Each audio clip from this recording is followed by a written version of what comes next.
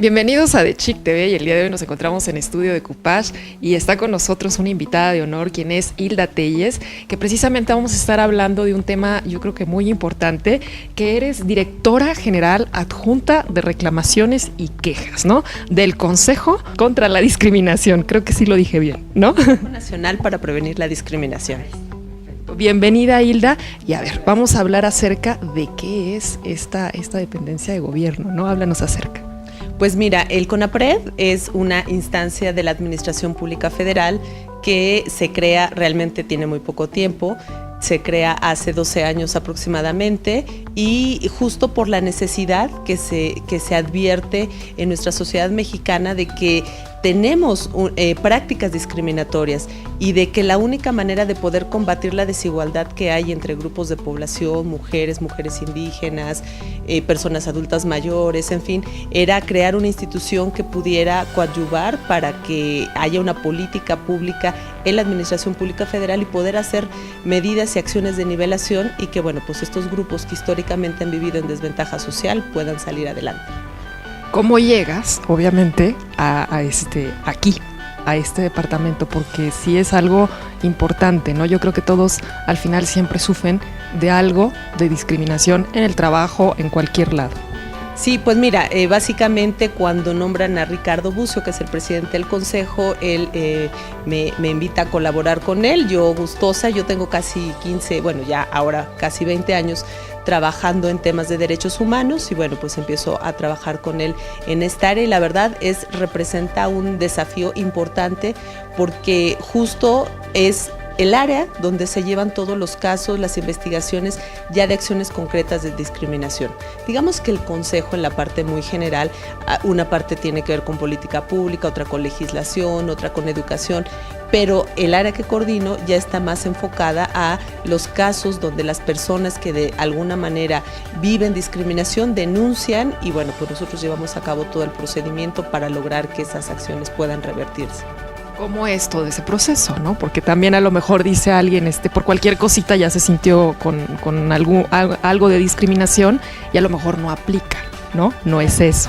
Claro, bueno, ahí nos vamos a lo que establece la Ley Federal para Prevenir y Eliminar la Discriminación y evidentemente el artículo 1 constitucional. Y entonces hacemos un análisis en los hechos de cuáles son las conductas que pueden ser o no discriminatorias, porque no todo acto de distinción o exclusión puede ser considerado como un acto de discriminación. Entonces, bueno, sí hacemos como un análisis del caso, cuándo sí se trata de un acto de discriminación, cuándo no. Por ejemplo, en un establecimiento mercantil, que hay personas que no las dejan entrar por su manera de vestir, su manera de arreglarse, en todo.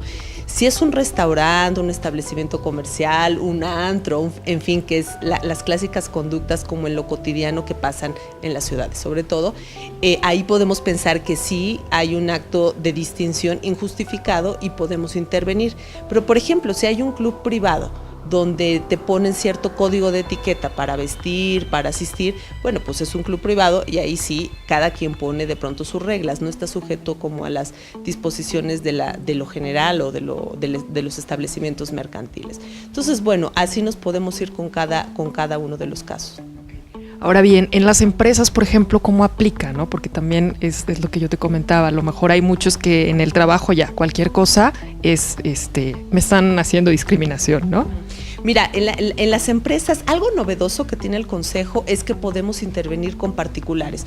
No solamente la investigación de los casos está relacionada con las autoridades, sino podemos intervenir con particulares, con empresas, con instituciones, con escuelas y todo. En el caso de las empresas, fíjate que lo que más se denuncia, no voy a mencionar nombres de empresas, pero lo que más se denuncia contra estas empresas es el tema de despido por embarazo. En el caso de las mujeres, si nosotros pudiéramos dividir las quejas que se reciben entre hombres y mujeres, las que están relacionadas, las mujeres como agraviadas, la causa de mayor discriminación es el tema del embarazo. Claro, fíjate, o sea, desde ingresar al empleo y te piden un certificado de no embarazo para que tú puedas estar ahí, o ya estando en el empleo y la mujer decide tener un hijo, en fin, la despiden. O sea, y de pronto es muy claro, porque hay actos que si en lo cotidiano tenía un buen desempeño laboral y todo, justo es a partir del embarazo cuando dice, no, ya no funciona. Y claro, pues es un poco ahorrarse toda esta parte de la incapacidad y de que los cuidados maternos después con el bebé, en fin. Entonces es la causa que mayormente denuncian con las empresas. Entonces desde ahí estamos haciendo también un trabajo con la Secretaría del Trabajo y Previsión Social para que haya políticas mucho más claras a las empresas que tengan en cuenta que este tipo de prácticas son discriminatorias y que no es algo que lo pueden hacer. Que hoy en el marco legal que tiene nuestro país, las empresas tienen que estar ajustadas también a respetar los derechos humanos y bueno, pues entonces ahí establecer acciones para que esto no ocurra. Entonces, la gran cantidad que puede ser es mujeres, ¿no? Que se acercan más a la institución y decir, bueno, me siento discriminada por embarazo o por cualquier otra cosa. O por cualquier otra cosa. Fíjate que cuando nos preguntan, ¿cuál es el grupo que más vive discriminación en el país? Entonces, hacemos una distinción. ¿Quiénes son los que más denuncian? ¿Qué grupos son los que más denuncian? Y luego, ¿cuáles?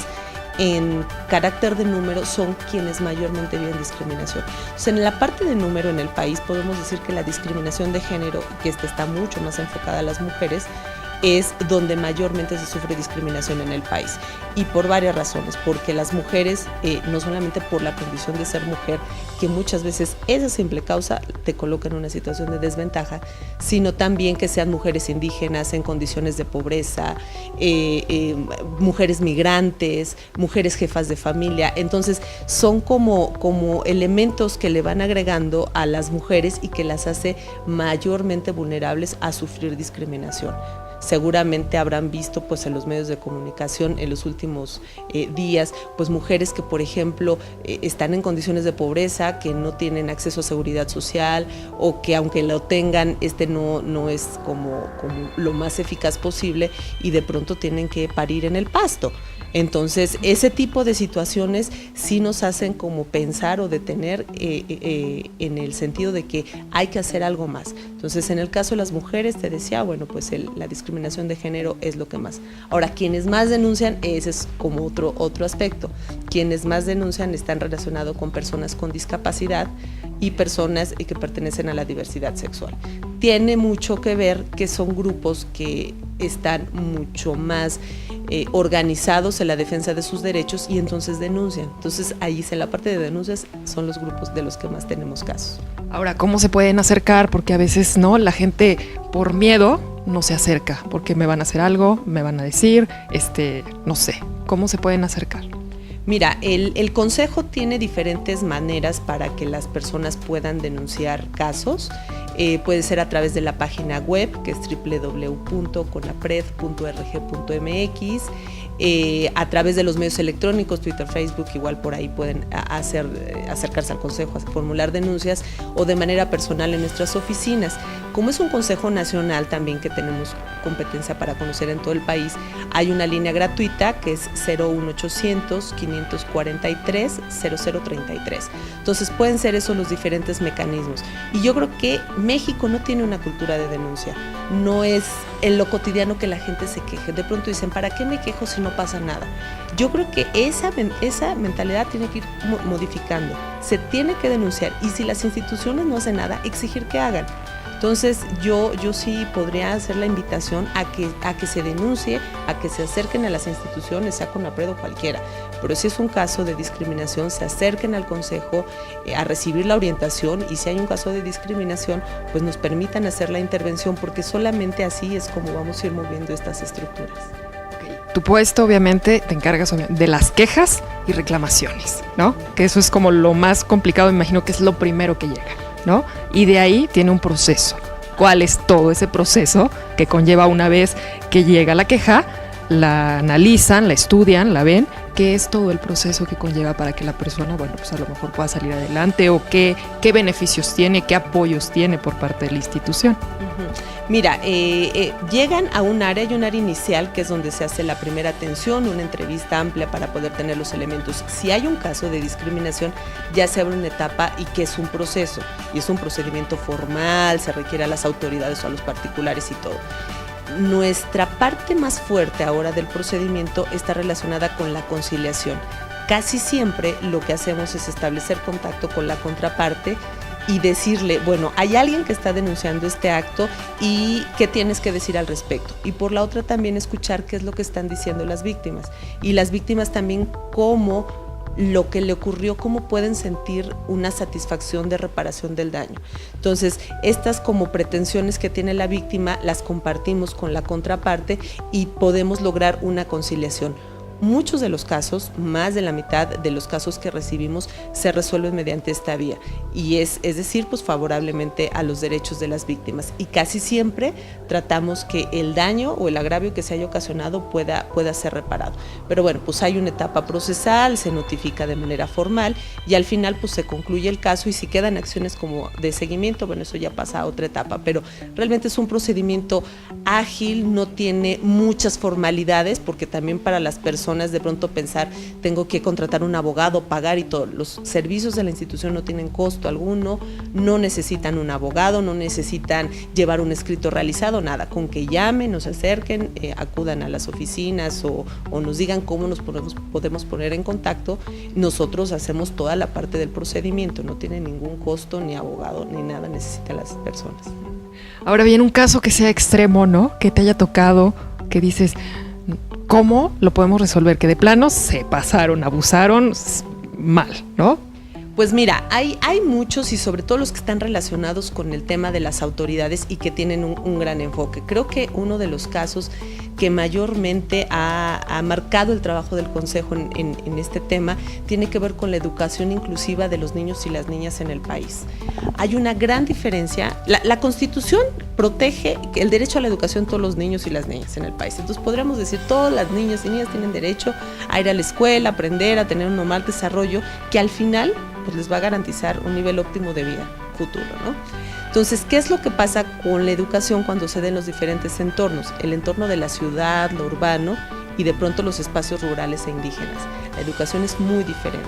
De entrada, desde dividir la educación en esos dos rubros y cómo hacer ese tipo de educación especial para ciertos entornos, ahí ya estás colocando en situación de desventaja. Y ya cuando te vas, por ejemplo, a espacios de comunidades indígenas, te das cuenta que las escuelas no tienen la infraestructura necesaria para aprender, que además los niños y las niñas tienen todo el entorno que no es tan favorecedor porque se tienen que despertar a las 5 de la mañana para ayudar en el campo a la familia, regresar a las 8 a la escuela, muchas veces sin desayunar, los servicios de salud no son cercanos, entonces pueden ir con alguna enfermedad, en fin, hay como todo el entorno que está alrededor de los niños y las niñas que están en ese tipo de espacios rurales o indígenas, sí hay una situación de desventaja clara, desventaja social, y que al final del día entonces lo que hace es que no sea tan igual el ejercicio de un derecho.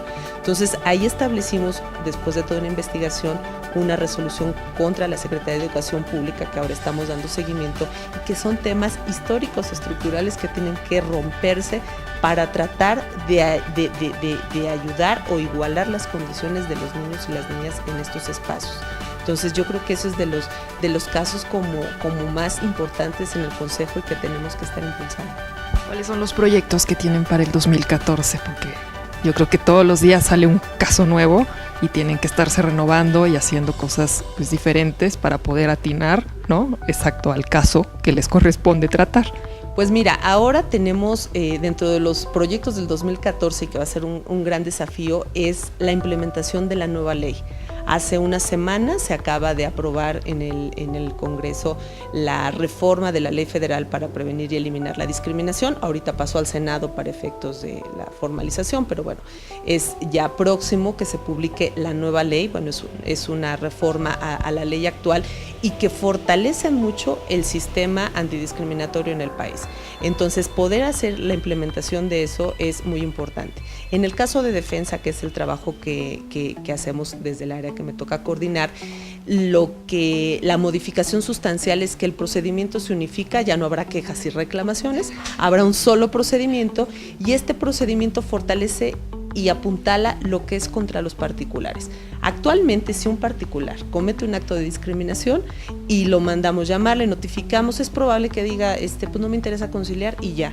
Nosotros cerramos el caso y damos vista como a otras instancias para que siga el caso. Pero eso a veces sí genera un entorno de impunidad. Entonces, bueno, si no pasa nada, se repite la conducta.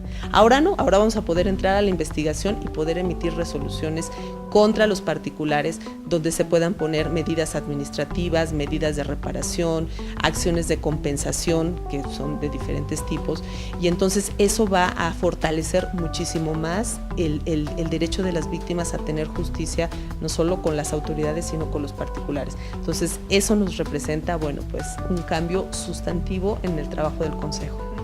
Ahora bien, cuando Hilda sale de todo esto, ¿no?, de toda la oficina, de todas estas quejas y reclamaciones, ¿quién es Hilda? ¿Cómo es Hilda como persona? Pues mira, Hilda es una persona que también tiene una vida, tiene una familia, tiene pues muchas cosas que cumplir también por fuera, ¿no? Tengo un hijo y entonces, bueno, también esa responsabilidad de estar en el espacio con él, compartir y bueno, pues sacar adelante un hijo casi adolescente. Entonces, bueno, pues con todo lo que eso implica, pero bueno, pues básicamente eso. Me encanta dormir, me encanta descansar porque el trabajo es muy agobiante, pero es básicamente lo que es Hilda de pronto en el espacio externo. Más allá de una institución de gobierno, también eres un ser humano. Hilda, muchísimas gracias. Y bueno, pues ustedes obviamente, si alguna vez, ¿no?, han sentido o han sido discriminados, acérquense a la institución. Ahí está, Hilda ya perfectamente nos dio toda la explicación, sea quien sea, ¿no? Muchísimas gracias. No, gracias a ustedes.